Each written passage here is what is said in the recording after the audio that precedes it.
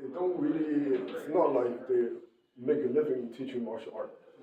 They either train because it's a family art, they want to pass on the tradition, or they in security companies, or they in the military. It's not like me as a professional teacher. Okay? So what happened is that Yimeng was a wealthy guy. Their family owns a lot of properties in their city. Okay? So best location, well, his sifu rented a place. So when his sifu opened up a school, rented a nice location, Yimeng noticed there's this Kung Fu guy teaching, so he started to say, hey, I want to learn. But Yimeng was young. So he kept asking the old sifu, like, I want to learn. So it's like, you're just some wealthy guy. I don't want to waste my time. Wealthy kids. So he finally tried to brush Yimeng off. He said, okay, 3 bags of silver, 300 pieces of silver, then I teach you. 300 pieces of silver back in the days. During this day is the Qing dynasty. They use silver as a standard currency, right? The gold standard is the standard value for the world. Of course, we're off that now. But in the Qing dynasty, they use silver. So 300 pieces of silver basically is enough to buy a house. Okay? So imagine you come and learn, okay? Give me, Huber Heights, okay, about 200,000. Average house. Yes, sir. Okay? So he thought he could get rid of Yimeng that way. So a year later, Yimeng dropped 3 bags of silver. And he's like, where'd you get this money? So he took it to his family. He's like, hey, it's like, where does this young kid have all this money, right? So his family comes from a wealthy background. So he said, he actually took a job that he never worked before, and then all the family members donated. So here's the money. So he have to take his work. So Sun Watson accepted Yimeng as his last disciple, number 16. But previously, he is a business guy. Okay? Bank money transfer in the old days type of business. So he knows about how money works. Well, that's why he has this idea of opening a school, rent a location, and then charge people a lot of money. So most of his students are wealthy people. Right? If I have millionaires pay me 200,000 each, I don't need more than 16, right? Okay? So that's why this is what we call the commercialization era, started by him. Zhang is a doctor, Chinese medicine doctor, and he learned from the Red Opera's people. Right? And he was one of the most successful fighters. So after he learned his Wing Chun, which is a brand new art at that moment, he started challenging people, right, and never lost. So the reputation of Wing Chun became well known because of him. Right? So before this time, nobody knows Wing Chun except the small group. So where he learned it from? He learned it from the opera people. So when you get to the 1700, 1800, right, it's only the opera people know about Wing Chun. Wing Chun does not exist outside of that. And who brought the opera?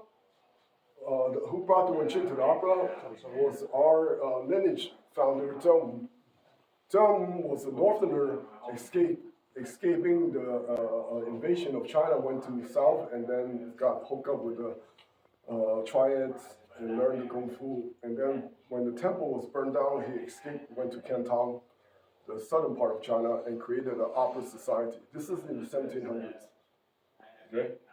Tons of them. Then later on, the opera society became the Red Boat. Now here, imagine, right? In the Red Boat, you guys know who Jackie Chan is? Yes, sir. He's not a traditional martial artist. He's an opera guy. But his Kung Fu is good, because opera and Kung Fu, they're all related. If you're an opera guy, you learn Kung Fu. So his real teacher is an opera guy, not a Kung Fu guy. Yes, sir. Right? So you're in opera, everyone go around sing and act and do operas, right? That's the cover up. Beneath, maybe 1/3 of you guys were the triad members. So you were taught what we just went over. The secret formulas, the triads, that information. The rest of you guys would be just learning sick.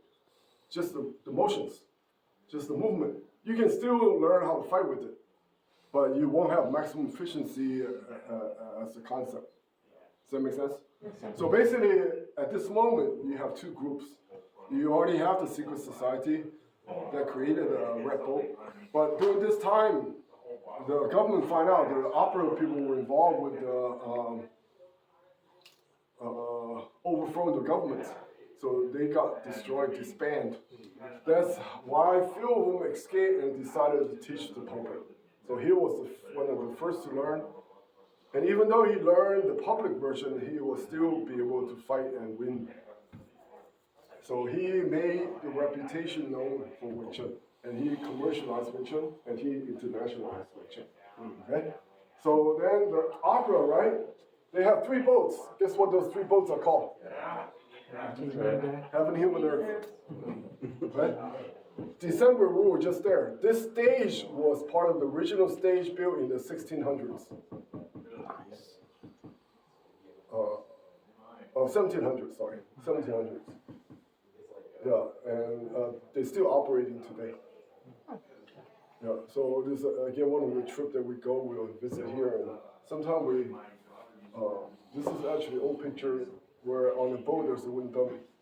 So the opera was, now here is where today's oral tradition comes from. Everyone tells you, in Wing Chun, the girl created this system, and then she taught it to her husband, and her husband brought it to the opera. Well, it's not like that.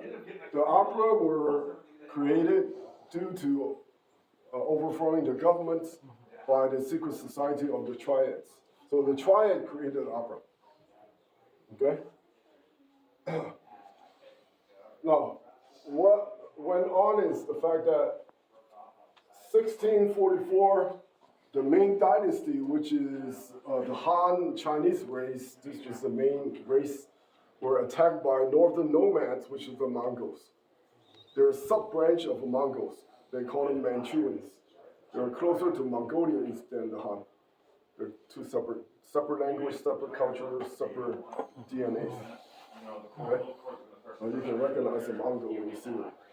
So they invaded China, and China basically went through some natural disasters and corruption. One of the traders basically opened up the gates, so they didn't really fight a big battle.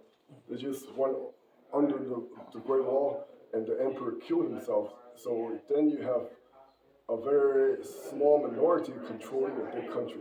So they went from Ming Dynasty to Qing Dynasty. Okay? The Chinese were treated as second citizen, and China was a big country, so they moved south to continue the fight. And one of the base was the Southern Shaolin Temple. You see Kung Fu movies, right? In the old days, they have the Chinese wear big long ponytails. You know what that means?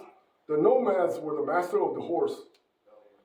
So they make the Chinese have a ponytail, that means the Chinese are the horse. We're the masters, the Mongols. So that's just one example.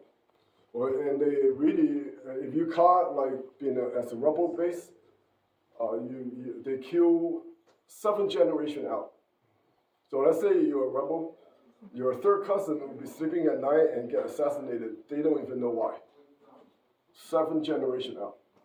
So then you know why they need to have secrecy, right? This is a life and death fight. But 1640s, give or take about 30 to 40 years, they have time to develop the art. Then the temple was destroyed.